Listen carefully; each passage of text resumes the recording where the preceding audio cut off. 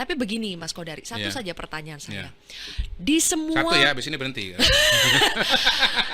yang konteksnya adalah soal program pemerintah. Jadi di balik Iya. semua program Iya. yang tadi Mas Kodari ceritakan, realita yang masyarakat rasakan, setidaknya yang kami lihat di Iya. sosial media saja. Mas Kodari lihat gak tuh Iya. yang ada antrian job fair Iya. 25.000 orang Iya, iya. di Cikarang, Bekasi, Iya. desak-desakan. Iya, iya. Akhirnya komen-komen netizen apa? Sebetulnya yang dibutuhkan masyarakat saat ini, Iya. terutama mereka ya yang Iya. pendidikan SMK, yang baru lulus, Oke. bahkan yang banyak kena PHK, itu adalah lapangan pekerjaan. Bukan program yang ini, itu, ini, tapi pekerjaan. Itu bagaimana pemerintah menjawabnya? Ya gini, jadi mungkin saya di sini ngomong makro dulu. Jadi Pak Prabowo ini pasti tujuannya satu ya, membawa Indonesia jadi negara maju. Negara maju itu tentu indikatornya banyak. Misalnya pendapatan kita masuk kategori negara maju, artinya pendapatan tinggi. Kemudian dari segi indikator kesejahteraan yang lain, pendidikan, kesehatan juga bagus. Nah, menuju ke sana, saya melihat Pak Prabowo ini melakukan beberapa hal. Yang pertama itu adalah pengembangan sumber daya manusia. Jadi kalau Pak Jokowi itu kita sebutlah atau dikenal sebagai Bapak Infrastruktur, kalau hemat saya paling tidak sampai 2029, mungkin nanti kita bisa mengatakan Pak Prabowo ini Bapak pembangunan sumber daya manusia. Karena berbagai macam program yang di antara 28 tadi, yang besar-besar itu pada dasarnya untuk meningkatkan kualitas SDM, mulai dari makan bergizi gratis. Ya. Mungkin ada yang bilang, harusnya pendidikan aja gitu. Pendidikannya ditingkatkan, jangan dikasih makan. Gini, pendidikan penting dan dikerjakan oleh Pak Prabowo, renovasi sekolah, perbaikan kesejahteraan guru, digitalisasi sekolah, di mana akan dipasang layar-layar yang memungkinkan materi-materi yang berkualitas dan guru yang berkualitas itu juga nyampe ke semua sekolah, bukan cuma di sekolah-sekolah di kota gitu atau sekolah-sekolah yang bagus. Tapi juga ya kualitas murid itu seperti apa? Untuk diketahui bahwa sampai hari ini angka stunting kita masih 20% loh. Nah, stunting ini obatnya apa? Ya dengan gizi kan, mulai dari ibu hamil, ibu menyusui, dari balita. Kemudian yang tidak stunting pun kalau kita mau meningkatkan IQ-nya tentu harus makanan yang bergizi gitu. Lalu ya sekolah rakyat untuk mereka yang menengah ke bawah, kemudian sekolah Garuda untuk yang Terus untuk yang angkatan kerjanya gimana tuh Mas Kodari? sabar. Saya kan bicara makro dulu ya. Gini. Nanti akan sampai ke sana. Ojo ke susu. Iya, ojo ke susu. Dirunut dulu. Gini, gini. Saya ini bagian dari komunikasi juga. Saya sering mendengar begini. Kalau di program Pak Prabowo, Asta Cita, 17 program prioritas, ya kan? 8 hasil terbaik cepat. Saya kira nanti bisa kehilangan perspektif gitu. Jadi maka saya mencoba merumuskan suatu perspektif. Pertama ya pengembangan sumber daya manusia. Jadi ya program makan bergizi gratis, kemudian cek kesehatan gratis itu untuk memastikan bahwa kondisi kesehatan masyarakat Indonesia mulai dari yang balita tadi sampai kemudian anak Mulai sekolah. dari kandungan Betul. sampai sekolah, Nah, ya. Juli ini nanti CKG akan masuk ke sekolah-sekolah. Oke. Nah, yang menarik kan begini, Pak Menkes itu sudah mendapatkan data sementara dari 5-6 juta yang sudah ikut CKG. Ketahuan tuh, ternyata 3 penyakit terbesar masyarakat Indonesia itu, coba tebak, 1. Apa? Ya kan saya nanya, coba tebak. Diabetes, Jantung. stroke. Sukses, berhasil luar biasa. Hebat. Cocok jadi juru bicara pemerintah. 3. 3 itu. Jadi itu semua kan biayanya besar dan 3 penyakit itu sebetulnya kan bukan penyakit satu malam gitu loh. Itu kan proses yang berakumulasi, lifestyle dan yang lain-lain. Itu poinnya dari CKG. Nah, kemudian kalau kita bicara apa lagi? Pendidikan, kesehatan, Lapangan kerja sekarang. belum. Ojo ke susu. Iya, dia nggak sabar. Hah? Enggak dong. Kita kan harus sabar dalam menjelaskan pembangunan program. Karena Nomor yang 2. pada nyari kerja nggak sabar. Iya, Mas. Nomor 2, pembelaan kepada kalangan menengah ke bawah. Itu saya lihat kental sekali di Pak Prabowo. Jadi beliau bikin misalnya program 3 juta rumah misalnya. Itu kan mayoritas untuk masyarakat yang berpenghasilan rendah. Kemudian ya lagi-lagi MBG, kemudian sekolah rakyat. itu ditujukan kepada desil 1 dan 2. Desil 1 itu 10% terbawah, desil 2 tentu 20% terbawah. Nah, di situ kemudian kita menemukan figur yang namanya Naila itu. Udah tahu Naila belum? Tahu. Naila. Anak kecil itu Anak nanti kecil akan di sekolah rakyat.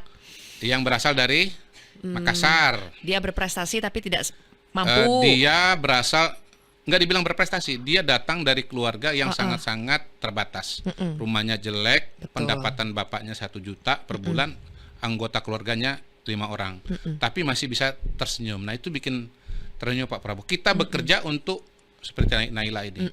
Kalau Bung Karno itu ketemu dengan Pak Marhaen, nah kalau Panjang Pak nih. Prabowo itu ketemu dengan Naila. Ah. Jadi Pak Prabowo ini membela kalangan mustadafin, Ya, kalangan yang apa namanya, yang miskin, yang papa, begitu. Jadi ini semua harus gini. Yang namanya pembangunan itu tidak satu segmen aja, Pasti. ada banyak yang harus dikerjakan. Pasti. Nah, yang ketiga, Baru nih. baru nih. Ya, sabar ya, udah ya. Jadi nomor 3, Pak Prabowo tentu memikirkan bagaimana pertumbuhan ekonomi, lapangan kerja bisa dibangun, bisa dikembangkan. Gitu. Nah, lapangan kerja ini, ya, pertumbuhan ekonomi ini Pak Prabowo mengupayakan dengan berbagai macam cara. Ya, bagaimana misalnya harus ada sebuah katakanlah sebuah mekanisme di mana lapangan kerja itu bisa berkembang, BUMN misalnya kan. Makanya Danantara itu kan ada kenapa? Supaya dikelola dengan lebih profesional, lalu kemudian profitnya itu dikelola oleh divisi investasinya. Nah, divisi investasinya diharapkan bisa meng-create atau masuk kepada potensi-potensi bisnis yang selain membuka lapangan kerja juga mendatangkan pemasukan bagi negara untuk membiayai program-program yang tadi, yang pengembangan SDM untuk kalangan kurang mampu. Nah, kalau kita bicara pertumbuhan ekonomi, tentu saja kita harus bicara mengenai kalangan dunia usaha, dimudahkan untuk berusaha, ya, membuka kesempatan bagi investasi dari luar. Gitu. Nah, kalau saya pribadi mengusulkan juga bahwa pemerintah itu bukan cuman mengupayakan pembukaan lapangan kerja dalam negeri, tapi juga di luar negeri. Iya. Kenapa? Nah, Karena di saya dalam bahkan negeri ngusulnya begini. Di dalam negerinya kenapa udah nggak banyak memang lapangan Gini kerja loh, atau gimana, Mas? Gini, kita ini kan sekarang bonus demografi ya. Kita ini sekarang pada situasi di mana mereka-mereka yang usia produktif jumlahnya itu lebih banyak daripada yang tidak produktif. Tidak produktif itu karena masih terlalu muda atau sudah usia pensiun. Usia produktif kita 70%. Kita harus sadar itu bahwa jumlahnya itu sangat-sangat banyak. Nah, karena itu kita juga jangan terpaku kepada dalam negeri tapi juga luar negeri. Dan pada hari ini ada satu opportunity yang sebelumnya tidak ada. Yaitu apa? Di negara-negara maju itu terjadi 2 fenomena. Satu, aging society. Udah bukan masanya bekerja lagi, udah pensiun. Di sisi yang lain ada penurunan fertility rate, sehingga generasi tenaga kerja baru itu nggak lahir gitu loh. Kenapa itu tidak dimanfaatkan? Jadi Karena solusinya apa nih, Mas Kodari? Kalau saya, kita harus cari kerja ke luar negeri. Iya, kalau saya mengusulkan, bagus itu kerja di luar negeri. Ya, bahkan kalau saya boleh usul nih ya, nggak apa-apa namanya usul kan? Iya. Soal di akomodasi atau enggak, soal yang lain lagi kan? Selain Kementerian Tenaga Kerja, harus ada Kementerian Diaspora. Oke, supaya menyiapkan tenaga kerja untuk bekerja di luar negeri.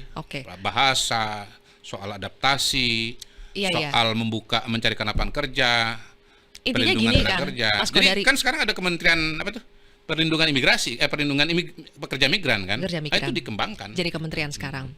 Intinya kalau kita lihat situasi hari ini di job fair seperti itu, Mas Kodari, masyarakat kan para pencari kerja ini membutuhkan solusi cepat. Mungkin mereka sudah lama menganggur atau tidak punya tabungan lagi mungkin untuk menyambung hidup, sehingga solusi yang harus diberikan kepada mereka juga harus cepat, jangka pendek gitu. Pada hari ini kan kita punya. Ada tidak itu, Mas Kodari? Sudah ada. Apa Kartu itu? prakerja itu kan masih berjalan sampai hari ini. Kartu prakerja itu sebetulnya adalah salah satu bentuk bantuan yang diberikan kepada mereka-mereka yang belum bekerja. Itu tinggal dijalankan. Nah, apakah kemudian misalnya mau diperluas? Menurut saya bisa dipertimbangkan. Tapi mengapa tidak? Tapi pemerintah melihatnya ini urgent tidak sih penyediaan lapangan kerja ini, Mas Kodari? Ya tentu urgent lah. Karena melihat bagaimana kondisi ekonomi kita saat ini, kondisi global juga. Iya. Jadi realitanya kan begini. Realitanya kan memang ya orang kan harus bekerja. Kalau nggak bekerja ekonomi keluarga nggak jalan, ya, kebutuhan tidak terpenuhi, ekonomi nasional juga tidak berputar. Tapi keresahan di bawah ini ditangkap ya oleh pemerintah ya, keresahan masyarakat, para pencari kerja, mereka korban PHK. Iya, tentu saja. Makanya Pak Wamen Naker misalnya kan bikin ya macam-macam lah, turun ke bawah. Kalau ada yang ditahan ijazahnya dilarang.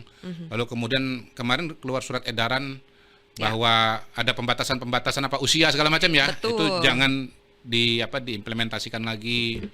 Jadi kesadaran mengenai pentingnya membuka lapangan kerja itu besar sekali.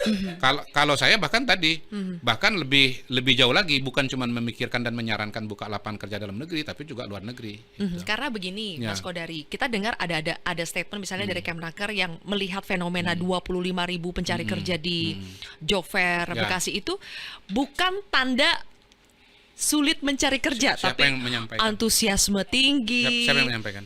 Banyak nih. Wamenaker nih. Kemnaker anggap peserta job fair membludak bukan tanda sulit cari kerja. Kepala Biro Humnas Kemnaker Sunardi Manampier Sinaga membantah membludaknya pencari kerja pada job fair tersebut sebagai potret sulitnya mencari kerja. Jadi seperti ada narasi yang katakanlah dalam tanda kutip denial, membantah. Dan ini kan akhirnya saya kalau Mas Kodari baca respon-respon masyarakat, ada keresahan, ada kemarahan bahkan. Nanti kita evaluasi. Tentu yang mengevaluasi kan presiden, ya kan, bukan kita. Poinnya begini sih, kita tuh harus juga melihat angka tingkat pengangguran kita. Pada dasarnya lepas dari dinamika global, perang tarif Trump, ya, perang regional, perang Rusia Ukraina dan yang lain-lain. Memang sebetulnya kan angka pengangguran kita kan belum cukup rendah seperti yang diinginkan pemerintahan, begitu loh. Jadi tetap dalam situasi di luar dinamika yang baru-baru ini, memang PR kita terhadap tenaga kerja kita itu besar. Dan kalau saya highlightnya ya, saya bukan cuma melihat angka pengangguran yang selama ini bertahun-tahun kita evaluasi, kita harus lihat the bigger picture-nya lagi, bahwa pada hari ini kita masuk bonus demografi, 70% manusia Indonesia itu usia produktif. Dan ini adalah situasi yang khusus gitu loh. Dan karena itu cara berpikirnya hemat saya juga harus out of the box. Makanya saya keluar dengan ide gagasan Kementerian Diaspora itu, bekerja di luar negeri itu. Nah, kita agak bangga kan kalau banyak orang Indonesia di luar negeri toh. Kita menunggu itu Mas, janji jutaan lapangan pekerjaan baru gitu kan. Jelajahi cara baru mendapatkan informasi. Download Metro TV Extend sekarang.